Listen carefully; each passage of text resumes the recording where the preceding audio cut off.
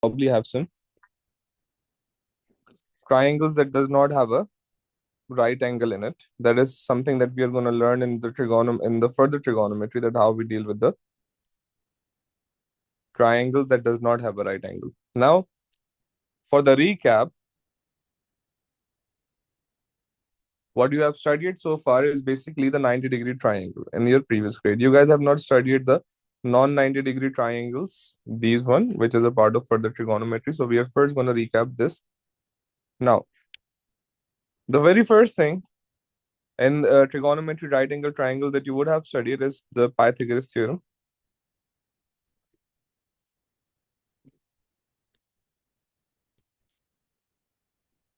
Now, Pythagoras theorem is used for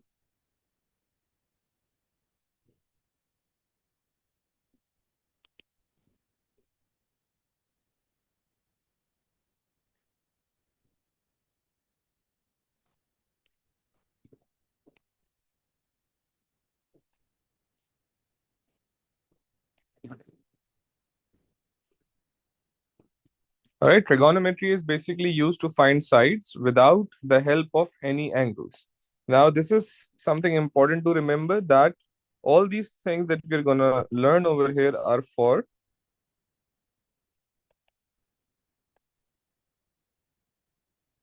right angle triangles only.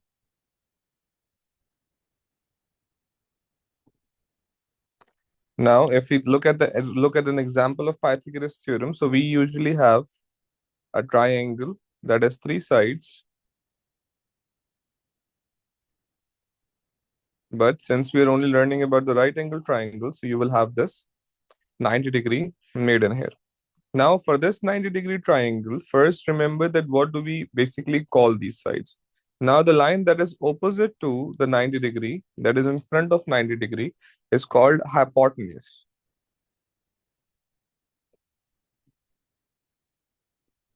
Now, this hypotenuse is also just referred as an h in Pythagoras theorem and in the other trigonometric ratios that we will be looking at. Now, the remaining two sides can be labeled as base and perpendicular, which is usually represented as B and P.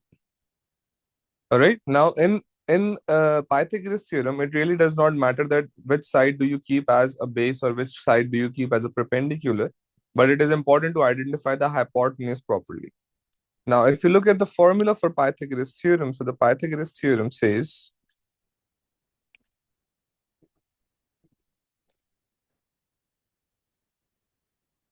that to find any side, you can use this formula of h square is equals to p square plus b square. This is a standard formula for Pythagoras theorem, that is h square is equals to p square plus b square. Now, the h is basically being referred as this hypotenuse, as you can see over here. The hypotenuse side is represented as this h. The other side, base, is being represented as b over here. And this third side, perpendicular, is being referred as p over here. Now, if we look at an example to work on, so we can draw two triangles in which there will be some particularly missing sides that we are supposed to find.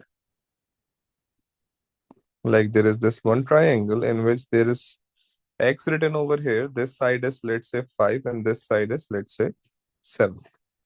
And then we have another example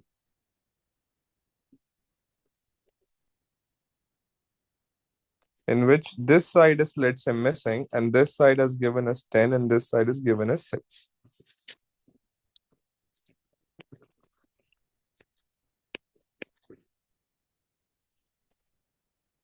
All right, we're going to work on example 1 right now, because first we will see the easier way to do it. Why?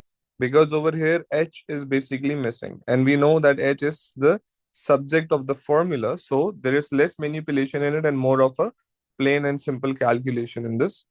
Now, over here we know that the missing side is h and the two provided sides are either P or B. So this way we can simply use the formula of Pythagoras theorem, that is h square is equals to P square plus B square, and we can simply place their values as we have PS7, BS5, and H is unknown X. So we can put that into the formula as x square is equals to P square plus B squared, like this. Now, if we start simplifying it, so x square is going to be over here. Then the square of 7 is going to be 49, and then the square of 5 is going to be 25.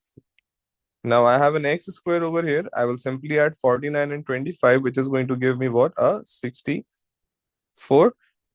No, 74. A 74.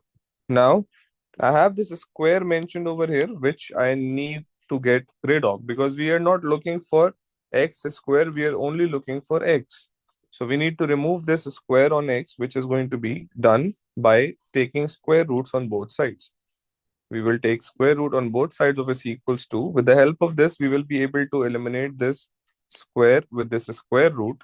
And the answer of square root 74 is going to be somewhere in between 8 and 9. So it's going to be approximately 8.4, which you can further calculate as by putting it square root 74 in the calculator.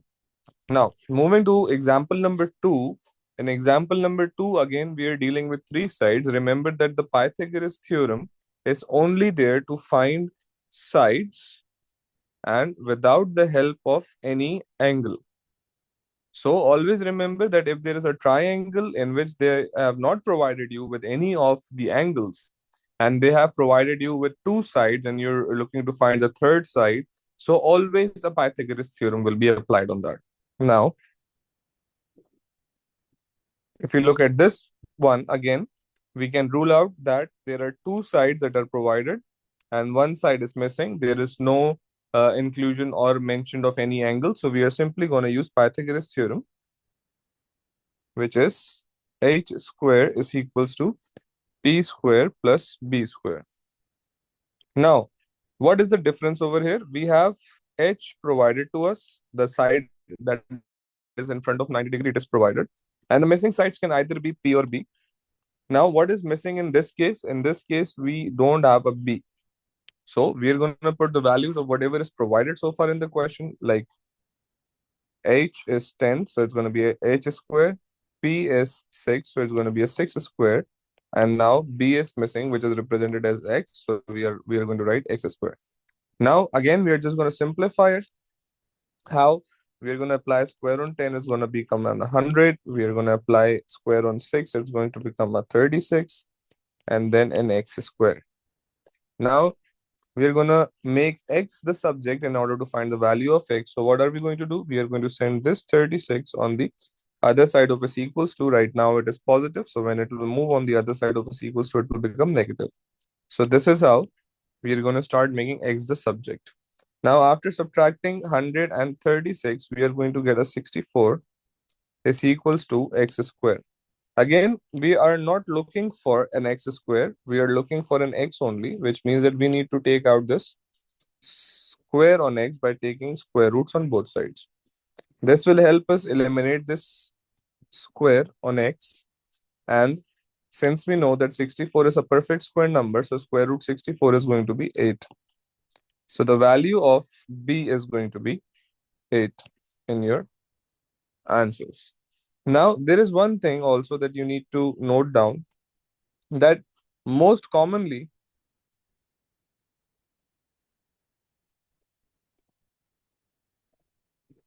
hypotenuse,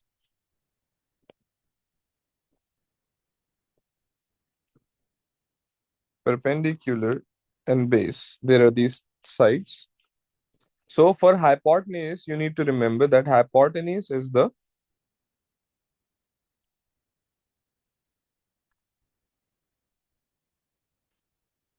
biggest side. Hypotenuse is going to be the biggest side always. Out of all three lines, hypotenuse is going to be the longest amongst all three of them. Whereas base is in most likely and most usual scenarios, base is the smallest side.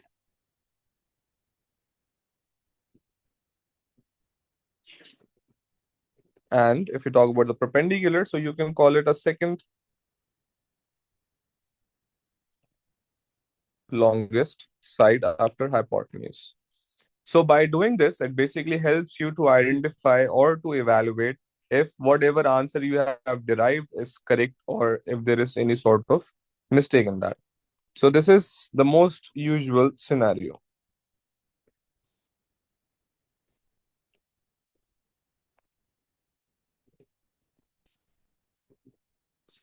Hypotenuse is 100% the biggest side in all the scenarios. Now we have got to look through this example of Pythagoras theorem. Now this was the first thing that we did in the 90-degree triangle. We are still continuing whatever we have to do in the 90-degree triangle only. So now there's a second thing that you have to do is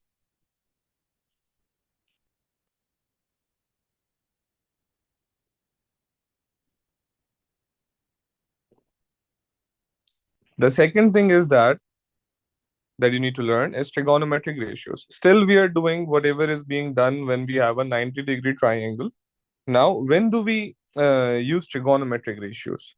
If we have two sides, to find sides with the help of any without the help of any angle, we use Pythagoras theorem, which means that there are no angles provided in Pythagoras theorem. So, what happens in trigonometric ratios? In trigonometric ratios, they are basically are used to find sides and angles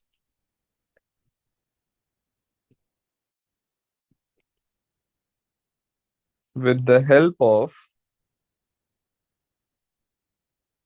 sides and angles, which means that some of the sides or angles might be provided to you, and with the help of that, they might be asking you to find any side or any angle. So, in trigonometric ratio, if you have one side and one angle, you can find any side and any angle. If you have two sides, you can find any angle. So basically, the sides and angle, whatever they have provided you in the question, it basically helps you to find the other sides and angles in the triangle. Remember that this is again only for 90-degree triangles. It is not for non-90-degree triangles. Now, if I give you a similar example to Pythagoras theorem, so obviously we are still working on 90-degree triangles, so we are not going to go. We are not going to do right now anything that is not related to 90 degrees. Now, again, the sides are same. This is H, this is B, this is P, or B or P could switch as well. But over here, we have an identification of P. In Pythagoras theorem, it really did not matter if we keep P or B with any other sides, like the two remaining sides after hypotenuse. Why? Because the both of the sides were basically adding with one another. So while they were adding, so it really doesn't matter which side you keep as P or which side do you keep as B. But in trigonometric ratios, it does matter. You will get to know why. But the thing is, since we know that there is an inclusion of angles in this, we have an inclusion of angles in this, which was not there in Pythagoras theorem. So there will be an angle given to you. Either it will be given to you, or either they will be asking you to find the angle. So for this, you need to remember that the side that is opposite to 90-degree is always H, and the side that is opposite to the angle is always P. This is how you rule out that which line is perpendicular. So you need to see the opposite side to the given angle. Not talking about the 90-degree angle, I'm talking about the angle that is provided other than 90-degree. So whatever angle is provided to you other than 90-degree, the side opposite to it is always going to be your perpendicular. Now, in trigonometric ratio, if we talk about the formula, so there are three things.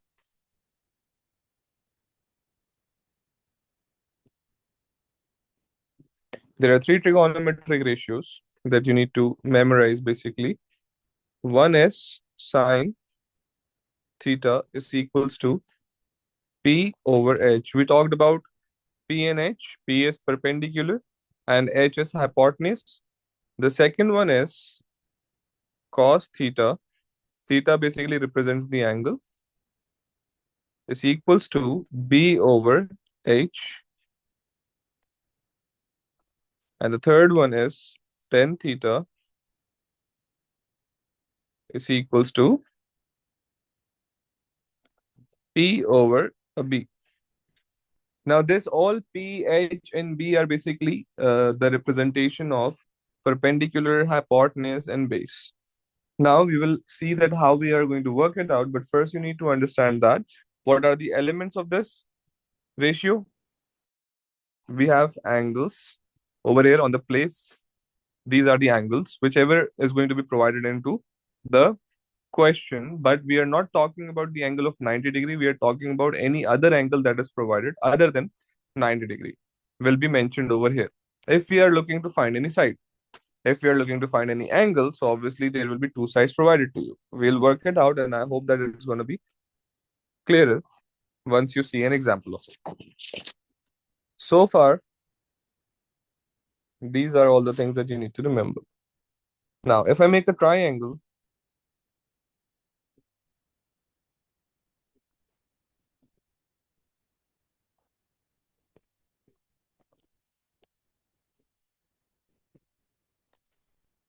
that obviously does have a 90 degree in it, because on trigonometric ratios are also only applied on 90-degree triangles. Now, let's say I have an angle provided over here that says it's 40 degrees. All right. And I have this one side that is, let's say, 12 centimeters. And they're asking me to find this side. All right. So first we need to identify that what are the two sides which are provided to us. One which are involved is H. The second side that is involved. It is not important that the sides that are provided, we are talking, we're going to see that which sides are involved in the question. So this is P. Now, as you can see that we are provided with, we are having two sides involved in the question, that is H and P. So we need to see that in which trigonometric ratio do we have P and H, because P and H are the ones that are involved in the question. They are being used in the first trigonometric ratio, that is sine theta is equals to P over H. All right, first thing, you need to identify whatever sides are involved. And after that, you need to figure out that with those sides, what is the which trigonometric ratio is going to be there that you're going to use in that particular question. Now, if we look at this specific sum, so first thing we have ruled out that it's going to be done with the help of sine. So the ratio of sine theta is equals to perpendicular over hypotenuse is going to be used. Now, let's see what is provided to us. We do have an angle provided to us, right? So we are going to put sine 40 degrees over here is equals to perpendicular is missing. We are looking for perpendicular. It is not provided to us. So for the in the place of perpendicular, we are just going to write x, and below in the place of denominator, we are going to write what? H. Now, what is H? H is 12 centimeter.